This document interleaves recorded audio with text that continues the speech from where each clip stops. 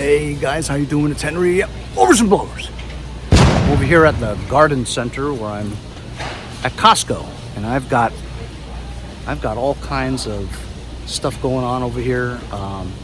My truck, if I don't drive it every other day, battery dies. So if I leave it for 5 days without driving, battery's dead. It won't start. It's not dead, but it won't start. So I don't know how old that battery is when I bought it, so just to be safe, I went and got another battery. And they have, one of my friends told me that Costco has Interstate batteries.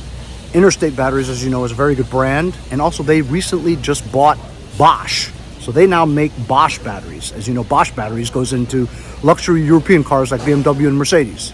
So Interstate's always been good, but they've always been quite expensive. So I decided to come over here and look for one.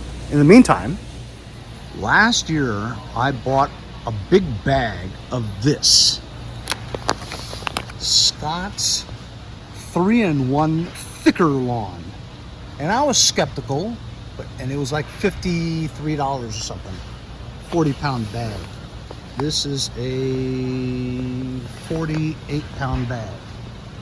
I think it's the same I got last year. Anyway, as you guys saw from last year's lawn, it was amazing. And my buddy Andy from Joke also tried it, and his lawn looks amazing. It's the only thing that I know works on my lawn very well. It depends on what your lawn is, depending on if it's Kentucky bluegrass or high fescue. Also the soil in Long Island, the region, you just don't know. But after trying so many different types of brands of lawn seed and fertilizer, this is a combination of three. It's lawn seed that's coated, as well as coated with the fertilizer, and it's supposed to be a soil improver, and I have noticed my soil improving. So this is right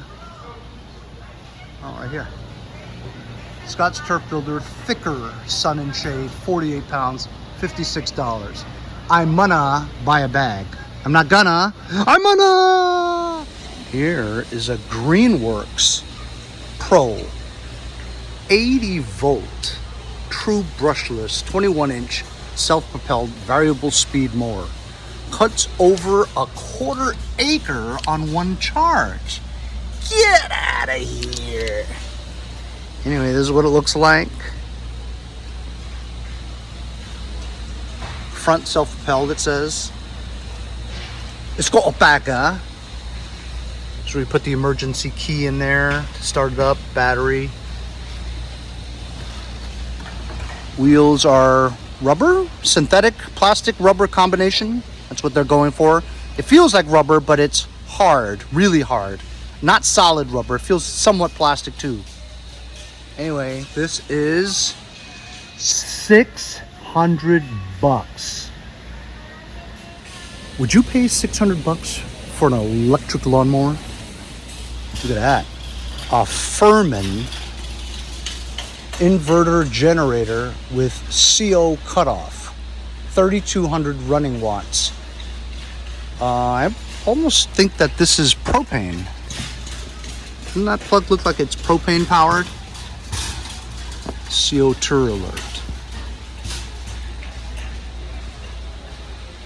Oh, dual fuel, propane. That's kind of cool. You're not going to have any problems with clogged carburetors when you use propane. Anyway, this generator is $600, just like the Greenworks. So for $1,200, you can get both of these. Ooh, look at the size of this thing. This is also a Furman. 7,500 running watts with CO2 shutoff, $899. You guys know I do a lot of reviews on jumper packs. This is the old style for $99 from Cat. And here's the new style, but this is actually kind of big. 400 amp jump starter? $69 for 400 amps? As you know from my reviews, I've reviewed 1,000 amps up to 4,000 amp ones. that are just less than $100. So I wouldn't buy any of those. I've also done quite a lot of reviews on gasless electric generators. That's the new thing these days, is that you power up these electric generators, right? It's almost like a big battery, and it allows you to plug in your AC 110 plugs over here, as well as your USB and USB-C type charging ports for your electronic devices. Anyway, look at this. $400. The ones that I've reviewed, they're from China, and they're nothing close to $399. They're much cheaper, and they work fine. I've reviewed them. If you guys watched my reviews, you'd know that. This is kind of useful, huh? 3 LED headlamps. You put it on your head.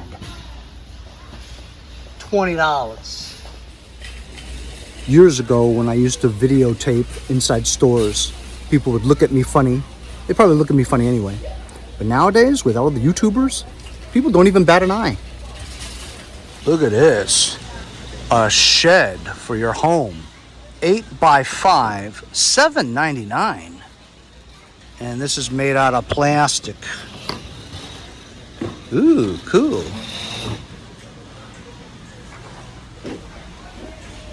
You can hang stuff here. You got a shelf to put motor oil if you want.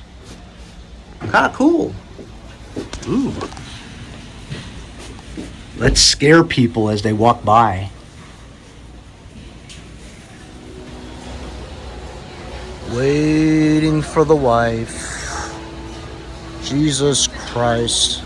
Sitting around for like 20 minutes. Where is she? Okay, now I'm over at Home Depot, which is a little bit further than Costco. So I'm over here at the mower area. They have Ryobi mowers, all electric.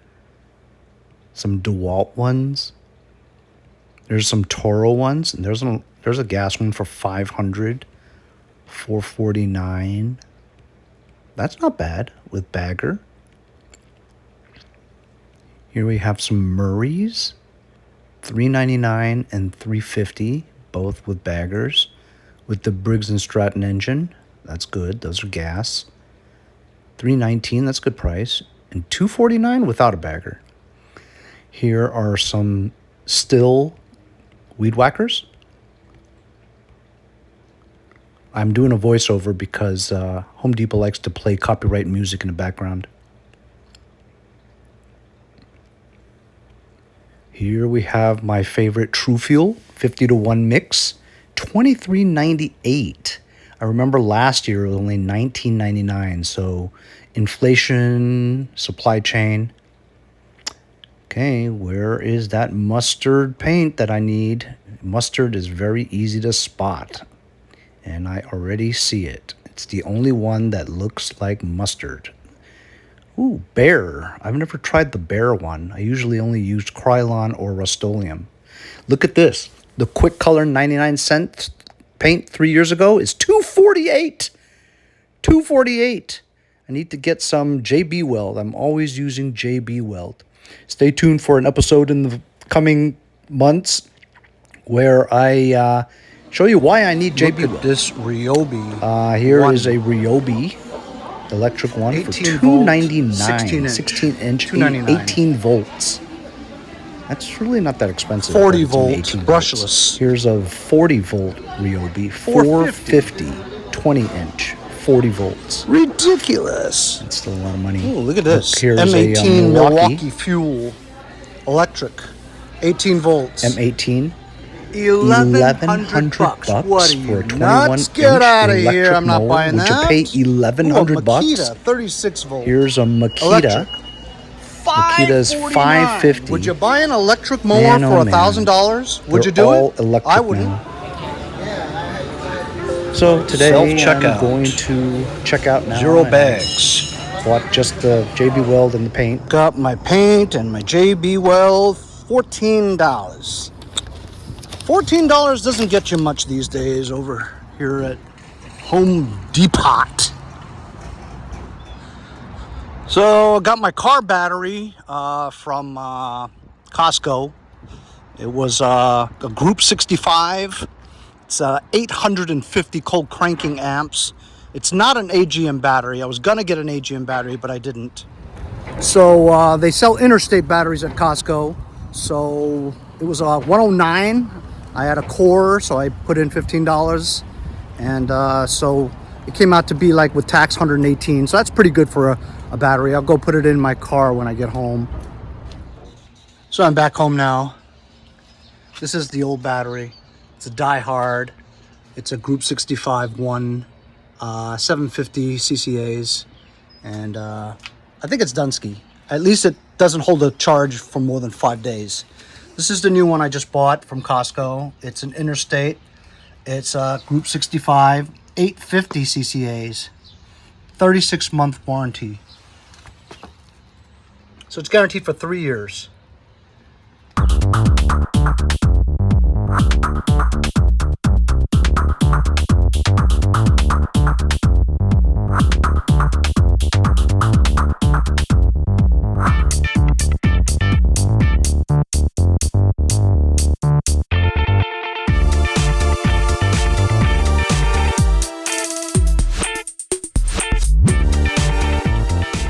Done!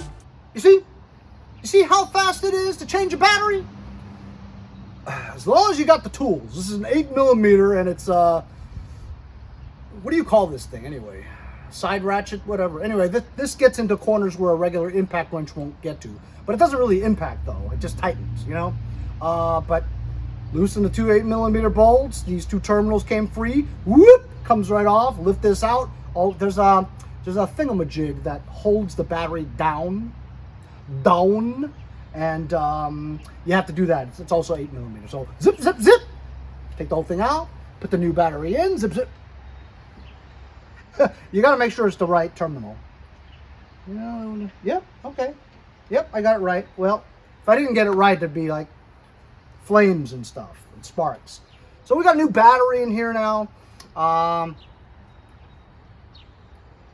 Usually there's like an accessory draw sometimes. If you put a lot of shit on your battery, connecting it, you know, dash cam, radio, amp, whatever stuff you got connected to it, it sometimes draws. The only thing I got connected onto this battery that I know of is the trumpet, the train horn.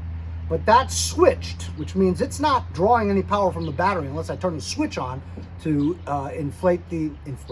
to charge up the air compressor. That's the only time it's on, so it couldn't be drawing from that, you know. Prior to that, I don't know the history behind this truck, so what accessory draw? You know, there is, it looks stock though. There's two thick cables attached to it. I don't see anything else attached to it, so I don't know if there's any tremendous accessory draw to it. But let's see if this battery, if I don't drive it for like 2 weeks or something like that, will it still start? I'm gonna go get the keys and see if this thing starts up well. It should.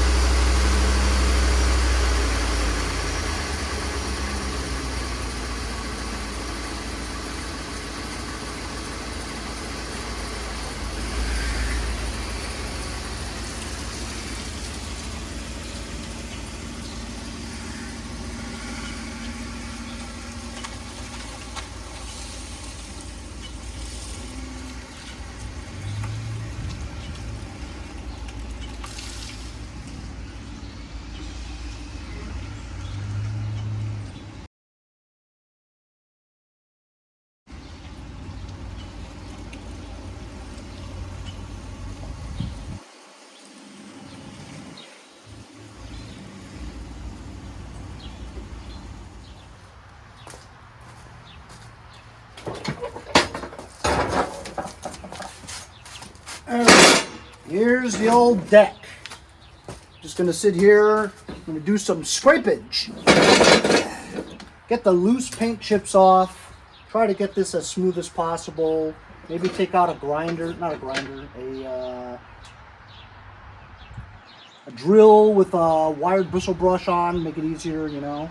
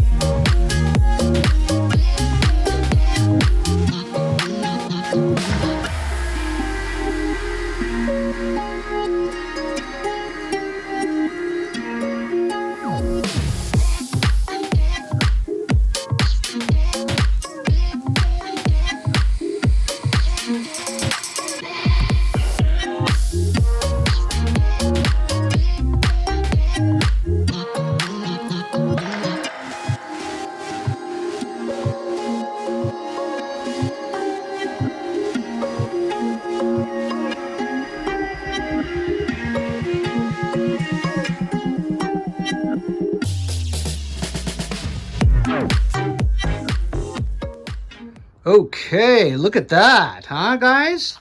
It's not perfect, but it sure looks fantastic now. The can cost me $5.85, $5.89, something like that, so $6. Well worth it. Took a bit to scrape off all the loose paint and the rust, grinding it down. I didn't really mask off anything, I just went to town. I did, however, take out all 4 anti-scalp wheels because it would make it easier for me to paint everything, you know. And also I took off the deflector chute too, the side deflector. That's kind of a pain, actually. In addition to painting this, after I had first, well, you know, when you take off the paint chips, it leaves like a crater. And so you needed to fill that crater with a little bit of paint. So I had camouflage matted primer, seems like, you know. And also I took my cheap 99-cent paint and I painted the back here. That looks really nice. And also I took the foot pads off of the footwell area, grinded it down to paint, and I painted it black there. The sticker was practically all gone anyway from rubbing it, you know, so it was like 80% white anyway, so it's just a sticker, so I painted over it. And the other side too. So we're gonna wait for this to dry, and we'll put that pad back on, and this pad back on, and that side deflector chute, those 2 wheels on one side, and good Lord, what did I do with the others? Ah, there they are. So then we'll have a newly painted deck. We'll install all the hardware on there, and I'll put it on this tractor when it all dries up in a few days. I want it to cure very well before I start stepping on it. And then we'll put on the bagger system just to try it out. Remember in the beginning, this bagger system would not fit because those 2 holes there, it was off by like a millimeter. So I have to do some bending just to get that on there. Also, there's 3 hard bin baggers and also the chute. So we're making lots of progress with this machine, and it runs great, as you saw from the last episode. Today was a busy day again, and so getting a new battery for my truck, going to check out the electric mowers over at Home Depot as well as Costco, see what they have, and finished up most of the deck situation going on with the Pyt9000 tractor. So next episode we'll install the new deck with all the hardware on there, put the 3-bin bagger bins on there. Maybe shine that up with a little bit of ATF to bring back the vibrancy of the original black paint. I only painted the bottom footwell area, that's it. Everything else is original. And we'll see what it looks like when we're done on that one. And hopefully that will be our final episode for the Pyt9000. Thanks a lot for joining me today, guys. We'll see you next time on Mowers and Blowers. See you guys next time on Mowers and Blowers.